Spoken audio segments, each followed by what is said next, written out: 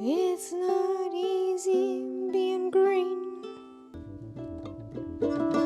Just kidding, today it's actually super easy to be green because we're doing something called chlorophyll printing.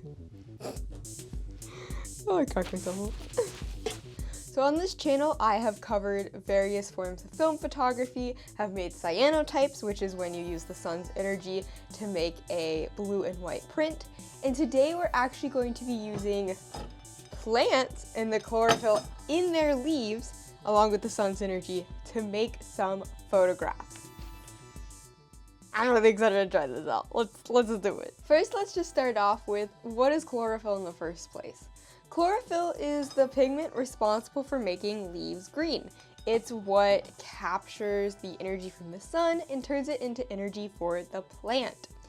So today we're harnessing the power of chlorophyll, the power of the sun, combining them together and making photographs. Similar to the cyanotypes, where there is a difference between the image where light was blocked and where light was allowed through. Where light is blocked on the leaf is going to remain nice and green or greenish, and where light is allowed to hit the leaf over time is going to become bleached as the chlorophyll leaves the leaf. Leaves the leaf. That's kind of hard to say. And there are a couple of things to consider in chlorophyll printing.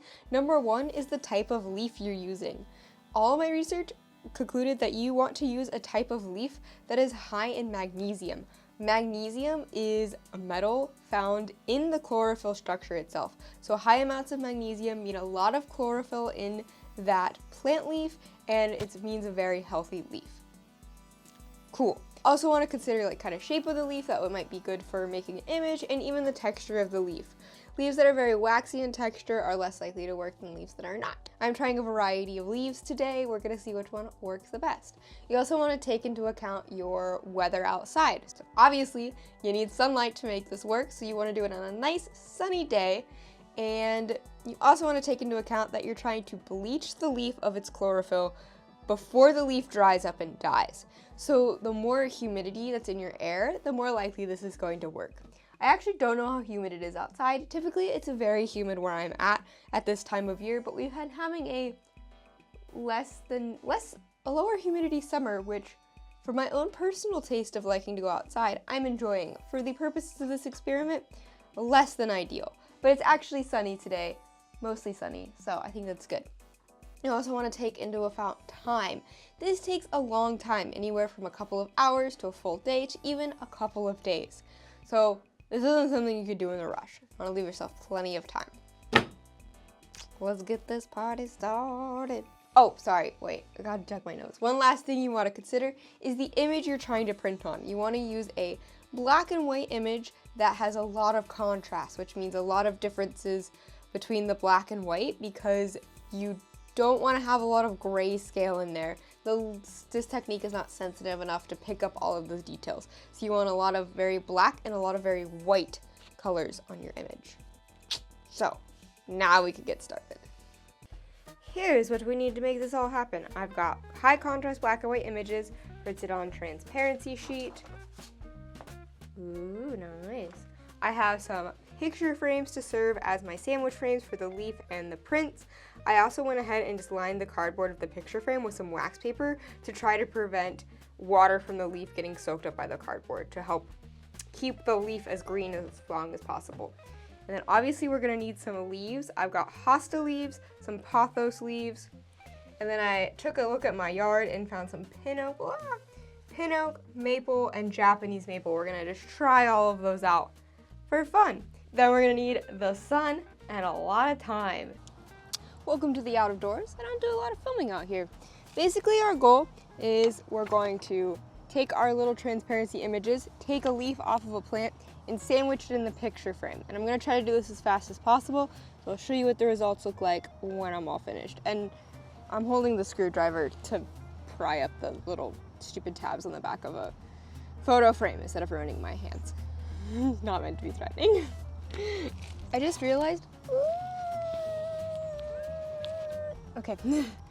I just realized that I never actually showed you guys what photos I used. So I'm trying out 4 different photos to see just what is working the best. So I have a picture of a rose, a picture of a hydrangea, a picture of a hermit crab, and a picture of the Bodie Island lighthouse. Can't get much contrastier than a literal black and white lighthouse. But yeah, so I'm just kind of trying those out, see which one creates the best image. This is all about experimentation and fun. And since it takes so long, I'm just gonna run a whole bunch of trials at once, so I'm not like, you know, taking 8 hours for each one and stuff like that. I probably should have cut these out before I cut the leaves off the tree. Oh well. Did I even, where the flip did I put my scissors? There they are. I was like, I just had them, I know I brought them out here. All right, I got the pinnock one all set up. Now we're gonna leave it in the sun. There's sun right there for right now. My yard actually has not very consistent direct sunlight because I have a lot of trees in it. So I'm probably gonna spend a lot of the day running around these frames to better spots with better lighting. Let's put together more of these. All right, there we go. That's a great angle. All right, it's about 9 o'clock in the morning. I've been already chasing the sunlight a little bit. These are all ready. We're just gonna leave them out there and check on them to see how they're doing every once in a while. The waiting game begins. All right, it is approaching 1 o'clock and we're checking in on our plants. I also think I just realized I never actually did a pothos one. Okay. Well, anyhow, I think that my brain isn't working. I got really tired. I feel like I need to take out the Japanese maple and the pin oaks because they're starting to change color and looking kind of deadish, so I don't know if they're going to really change much at all. But the hostas are still looking fairly green, so I'm going to keep the hostas in there and take out the other ones, or try my best to. Let's go see how this goes. All right, I'm actually like a little bit nervous for this because I had a screwdriver that was helping me pry these up. One sec.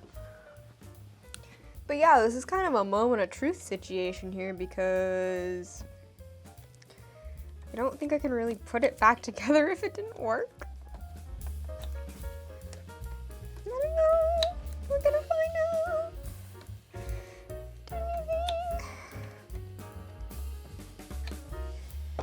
Oh! Oh my gosh, we almost... Okay, I think we have the barest shadow of something, maybe? Although, to be honest, that actually just might have been the transparency wearing off on the leaf. I'm not even sure. Come back! Okay. There's like the barest of something, but I don't know if it's the actual leaf if it's the photograph transparency, like, or if it's actually something I did. So, pin oak, not very successful. Alas. We still have our, I'm so tired, I'm so sorry. We still have our hosta leaves and some maple out, so I'm gonna leave those out for a lot longer than this and see what happens. I might also, just for my own personal entertainment, grab another hosta leaf and stick it in this frame. Oh wait, no, I could actually grab a pothos leaf and stick it in this frame. Let me try that. All right, gonna go stick a pothos leaf in this frame and go set it outside, and we're just gonna wait longer. All right, it is now, what is it, almost 9 o'clock at night, so I just kind of left these in when I went out for the evening, and we're gonna take a look at them and see if anything's changed. I am ready for bed. I am tired. I apologize. Ooh, there's needles on my table. I apologize for the lighting, but I'm too lazy to move my light around right now. So let's take a look and see if we got anything. Ah! There's a bug. What are you? The flip is that? What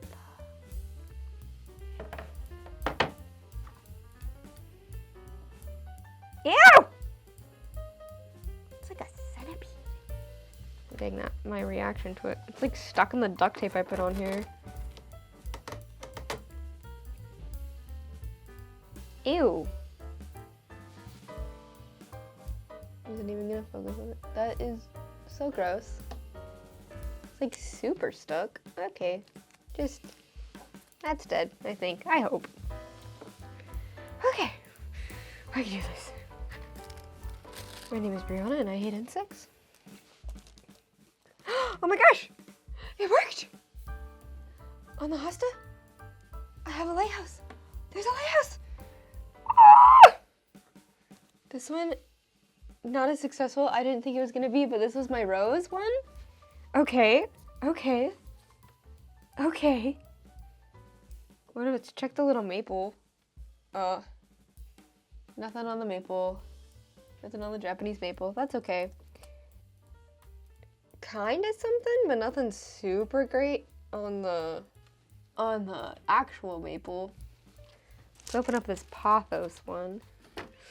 Oh, I'm just so pumped actually something happened. Less pumped that I had to kill an insect. And oh, that's interesting. Nothing on our pothos. But this kind of actually got darker. I didn't really bleach at all. So maybe tomorrow I'll try it for longer. Remember, I put this one at about 1, so it's been out there for about 7 hours, 8 hours, maybe like 6 hours with actual sunlight. So I might try this one again and see what happens. But there you have it. Chlorophyll printing. I'll be putting up an actual real close-up picture of it here. So much fun just to use light and leaves to make a photo. So with that, thank you all so much for watching. Oh wait, I forgot. This is typically considered a very transient form of photography, and because it's sunlight, so you want to store these away from UV light, and there are certain ways to preserve them, like coating them with a UV sealer or encasing them in resin. I'll link a couple of methods down below, but this is just super cool. So thank you all so much for watching. As always, please like this video, comment, share it with your friends. Try this at home. This was super fun, just a little day experiment to do. And make sure to always keep it sciencey.